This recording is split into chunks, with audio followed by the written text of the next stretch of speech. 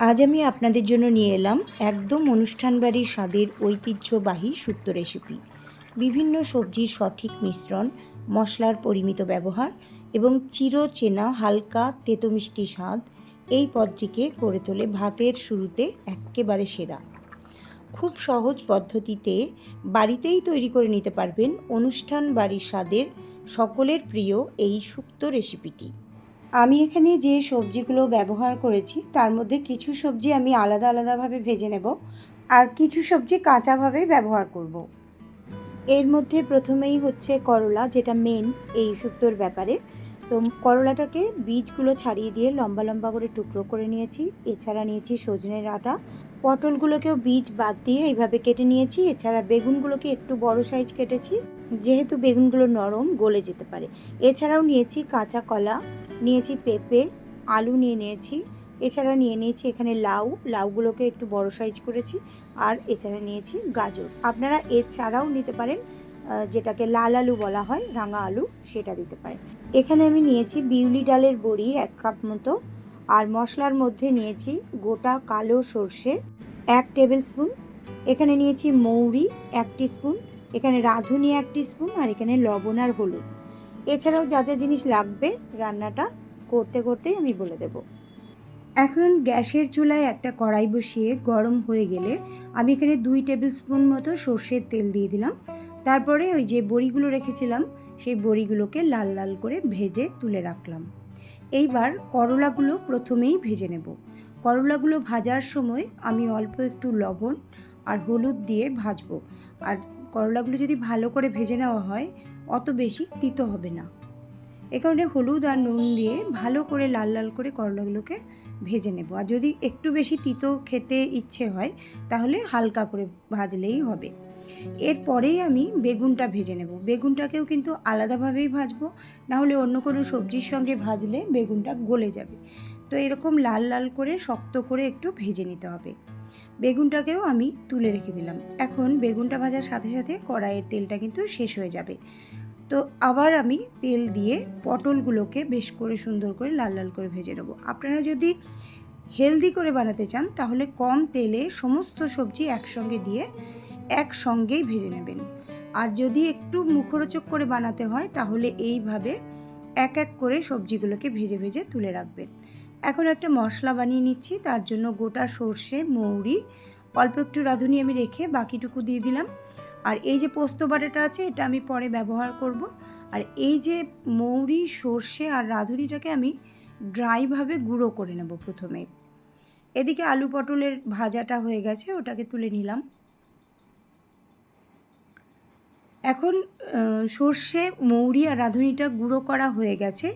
এর মধ্যে আমি যেটা দিয়ে দেবো সেটা হচ্ছে নারকেল। এভাবে বাজারের ফ্রেশ নারকেল নিয়ে এসে টুকরো করে নিয়ে মিক্সিতে মানে গুঁড়ো করে নিতে পারেন। আবার কুড়িয়েও নিতে পারেন, তবে এতে একটু সুবিধা হয়, যে কুড়িয়ে নিতে অনেক ঝামেলা হতে পারে। তো এইভাবে টুকরো টুকরো করে নিয়ে গুঁড়ো করে নেবেন। অল্প একটু পরিমাণে জল অ্যাড করে দিলাম। এইবার আমি পোস্তটা এই বাটনাটার সঙ্গে অ্যাড করে দিচ্ছি। এখন মিক্সারটাকে আরও 5-6 বার চালিয়ে নিলেই একটা স্মুথ একটা গ্রেভি টাইপের পেস্ট রেডি হয়ে যাবে। এটা ঠিক এইরকম টাইপের হবে। পেস্টটা এরকমভাবে বানালে খেতে স্বাদও খুব সুন্দর হবে। এখন কড়াইয়ে অল্প তেল দিয়ে আমি প্রথমেই দিয়ে দিচ্ছি শুক্তোর ফোড়ন। মৌরি আর রাঁধুনি, যে রাঁধুনিটুকু রেখে দিয়েছিলাম সেটাও ফোড়নে দিয়ে দিলাম।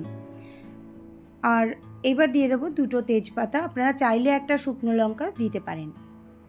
আর শুক্তো যেহেতু ঝাল ঝাল হয় না এই কারণে দিলাম না, তবে অনেক ক্ষেত্রে অনেকেই কিন্তু একটা শুকনো লঙ্কা বা একটা কাঁচা লঙ্কা দিয়ে থাকেন। তো এইভাবে ফোড়নটা যখন ভাজা ভাজা হয়ে যাবে এই পর্যায়ে আমি দিয়ে দেবো মশলাটা। মশলা বাটাটা কিন্তু পুরোটা আমি দিলাম না, হাফ দিলাম আর হাফ রেখে দিলাম, ওটা একটা টাইমে এই মশলাটাকে ব্যবহার করব। এখন দিয়ে দিলাম 1 টিস্পুন মতো আদা বাটা। এবার ভালো করে মশলাটাকে কষিয়ে নেব। কষিয়ে নেওয়ার পর যে সবজিগুলো আমি কাঁচাভাবে রেখে দিয়েছিলাম, যেমন কাঁচা কলা, পেঁপে, লাউ আর গাজর, এগুলোকে আমি এই মশলাটার সঙ্গে ভেজে নেব। আমি বলেছিলাম যে কিছু সবজি ভেজে তুলে রাখবো আর কিছু সবজি কাঁচাভাবে ব্যবহার করব, সেগুলোই এইগুলো। এখন দিয়ে দিলাম হলুদ আর লবণ। দিয়ে এই সবজিগুলোকে অল্প কিছুক্ষণের জন্য ভেজে নেব। ঢাকনা চাপা দিয়ে এগুলোকে ভেজে নিতে হবে, কারণ এগুলো একটু শক্ত টাইপের সবজি, সিদ্ধ হতে দেরি হয়। তো এইভাবে 2-3 মিনিট করে ঢাকনা চাপা খুলে খুলে নাড়াচাড়া করে নেব। এখন দিয়ে দিলাম ভেজে নেওয়া আলু, তারপরে ভালো করে মিশিয়ে নিয়ে গরম জল অ্যাড করে দিলাম। গরম জলটা দিয়ে দেওয়ার পর ঢাকনা চাপা দিয়ে আবারও 3 থেকে 4 মিনিট হতে দেব। 3 থেকে 4 মিনিট পর ঢাকনাটা খুললাম। এখন ভেজে নেওয়া যে সবজিগুলো সেগুলো এর মধ্যে অ্যাড করলাম, বেগুন, পটল, করলা। এবার ভালো করে একটু মিশিয়ে নিতে হবে। তারপর আবারও ঢাকনা চাপা দিয়ে নাড়াচাড়া করে ঢাকনাটা খুলে নিয়ে দিয়ে দিতে হবে সজনের ডাঁটাগুলো। সজনের ডাঁটাগুলো দেওয়ার জন্য কিন্তু একদম ওই রান্নাটা শেষ হওয়ার কয়েক মিনিট আগেই দেওয়াই ভালো, তা নাহলে ডাঁটাগুলো গলে গিয়ে চারিদিকে মিশে যেতে পারে। এবার দিয়ে দিলাম আবারও 1 কাপ মতো ঈষদুষ্ণ গরম জল, আর এরপরে আমি দিয়ে দেবো বড়ি আর কিছু যেটা ভেজে রেখেছিলাম যে উচ্ছেগুলো, করলাগুলো, সেইগুলো অ্যাড করে দিলাম। ভালো করে একটু মিশিয়ে নিচ্ছি। এইবার আমি যে বাকি মশলাটা রেখে দিয়েছিলাম সেই মশলাটা এখন দিয়ে দেবো। এতে করে রান্নাটাতে অসাধারণ একটা টেস্ট আসবে। এবার ভালো করে মিশিয়ে নিয়ে কিছুক্ষণের জন্য এটাকে ফুটতে দিতে হবে। যেহেতু ডাঁটাগুলো এখন কাঁচা, সেহেতু কিছুক্ষণ 5-6 মিনিট মতো ফুটতে দিতে হবে। এখানে আরও একটু পরিমাণ লবণ দিয়ে দিলাম, আর শুক্তো যেহেতু একটু মিষ্টি মিষ্টি হয়, এই জন্য আমি অল্প একটু চিনি দিয়ে দিচ্ছি এখানে 1 টেবিল স্পুন মতো। আপনারা চাইলে এটা স্কিপ করতে পারেন বা দিতেও পারেন, তবে চিনিটা দিলে কিন্তু শুক্তোটা খেতে অনেকটা ভালো হয়। অনেক সময় শুক্তোতে লাল আলু ব্যবহার করলে চিনি দেওয়ার প্রয়োজন হয় না, তবে আমি যেহেতু লাল আলুটা ব্যবহার করিনি, তাই মিষ্টির ভাবটা একটু কম আসবে, এই জন্য আমি চিনিটা ব্যবহার করলাম। রেসিপিটা কেমন লাগলো অতি অবশ্যই কমেন্টে জানাতে ভুলবেন না।